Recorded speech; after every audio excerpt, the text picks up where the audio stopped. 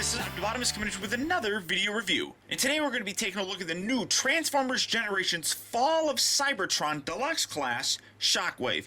And I find it very interesting that they put the sticker right here on the front on this guy. That's kind of annoying. Very kind of cool. I love this. This is absolutely awesome. Old school tech specs. Now, one thing I have to apologize. The box, as you can see, is damaged. I got this off of eBay from a place called Comics and Toys. And they didn't use a package big enough for these figures. And the box actually got damaged. It got squished a little bit. Now, this one isn't as bad as Optimus Prime and Jazz, and I'll show you that. But it's really kind of disappointing. Very kind of cool looking. Decepticon, number 3 in the series. He's got his Cybertronian mobile artillery mode. I love this. This is just, I'm really digging this. It's old school G1 kind of look. Very nice. And it says, Shockwave may appear to be loyal to Megatron, but in reality, he serves only one master. Pure logic. Behind his emotionless face rests the mind of a brilliant strategist and mathematician. He calculates constantly and enforces his solutions through the precise application of the vast power of his laser cannon. Very, very cool. Kind of a weird looking jet, but I'm really actually kind of excited. One thing that I'm already noticing is these deluxe figures are pretty small. They're kind of tiny. So, that's it.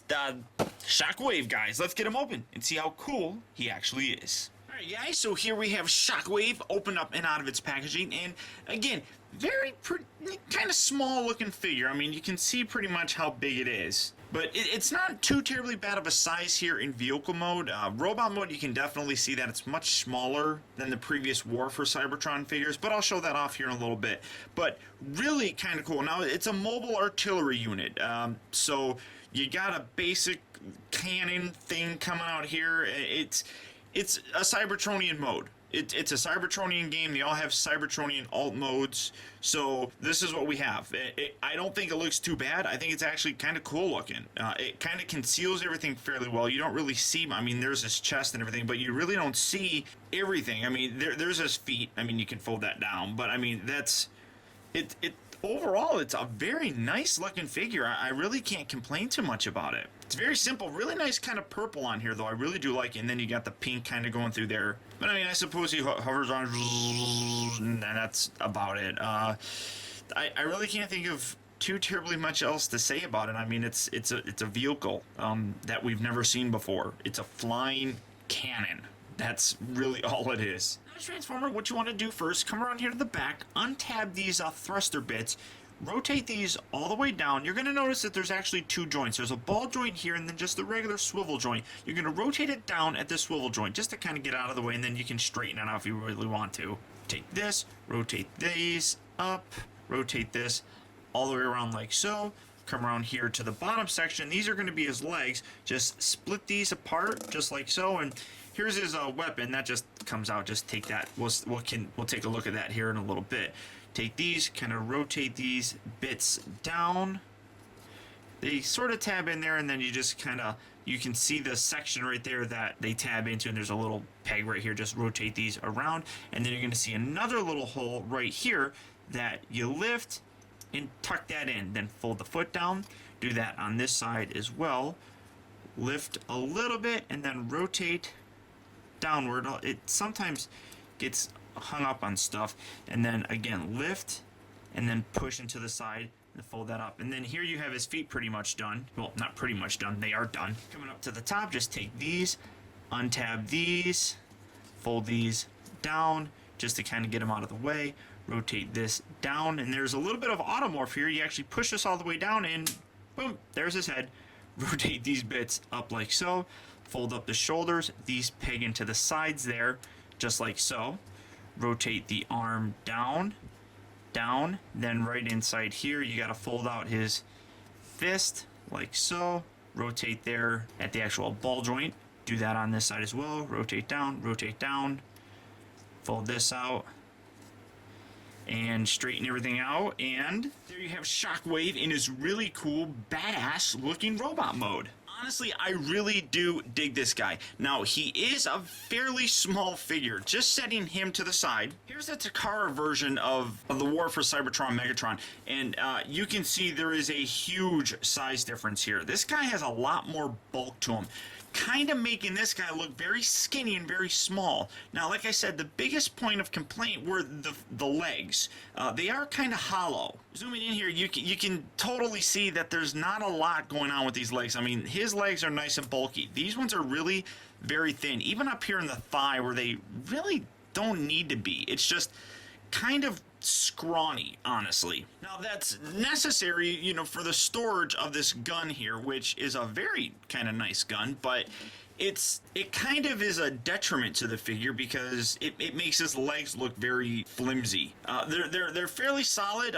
He does kind of feel a little lighter. I don't want to say that the plastic quality is bad, but he's definitely, especially in the legs, because it is so thin, there's a thinness to them. I mean, everything else feels pretty good, but it's just the legs which are really kind of unfortunate. And like I said, you got Megatron here, and I mean, scale wise, it doesn't bug me too much. I mean, that actually kind of looks pretty cool. But I really think that Shockwave should be a bigger figure. And then for one final comparison, here you see him next to the Voyager class Dark of the Moon Shockwave, one of the more recent Shockwave figures that we've gotten, and a fairly new Robots in Disguise Transformers Prime Soundwave. As you can see, big size difference here, obviously, between the Voyager and such, but the size difference in terms of the deluxe figures between Shockwave and Soundwave really isn't all that bad, to be honest. It's fairly compatible when compared against two different kind of lines, but you can see that they are definitely more scaled properly, and obviously a Voyager figure is going to be a lot bigger. Now, as for his weapon, you can take it and you can separate it, and it's just this kind of a gun looking thing, and that just slides right back on here. But I love the translucent purple kind of plastic going through there. That's very nice. That just slides in there. It doesn't really hold in there. I mean, it's secure. It's not falling out, but it just slides in and out. Now you can take it and put it on whichever hand. I'm going to put it on his left hand because that's the hand that it should be on. G1. So you do that, and then he's got his giant cannon, which it really, from the side, really more or less looks like he's just holding a gun. I really wish there was a way to kind of implement this a little bit better to make it look like his actual cannon. I guess that's my only real kind of nitpick about the gun. And then if you really want to, you can take this. Like I said, sometimes you knock that down and it falls off. Then you can take this, come around here to the back, and you can actually plug it into his back if you really wanted to, and you can have storage for it just like so, I guess. But I mean, I really do dig this guy. Zooming in, you can see some really nice purple detail on here. I love this. I love the Decepticon logo. I am not happy with the screws right here. That's really kind of ugly, but some really nice paint. You got some purple in there. You got some silver in the crotch area. Coming down, you got some purple, some silver all over the place. Very nicely painted. There's a lot of real cool details on this guy, which really look good on him. I love the light piping on here. You can see it's very good. You can cover it up. Hello, I am Shockwave. Autobots, you will be destroyed. That's a terrible impression. Sorry. But overall, awesome figure. Now, his head is just on a swivel joint, so you're just going to get a left and right movement, but I guess you can kind of, if you want to. The arms here rotate, kind of get hindered, obviously, by the back section here, but who really needs to have his arm go all the way back like that? I mean, really, who needs something like that? They rotate in and out. They are ball jointed here at the elbow, and then the wrist, I suppose you could say, is a little bit of a joint, but just based on the transformation. Nothing at the waist. The hips are on ball joints, so full range of motion there. Knees bend, and they also rotate right above the knee. So fairly good amount of articulation, and then the feet just as part of the transformation, I guess, sort of have some posability.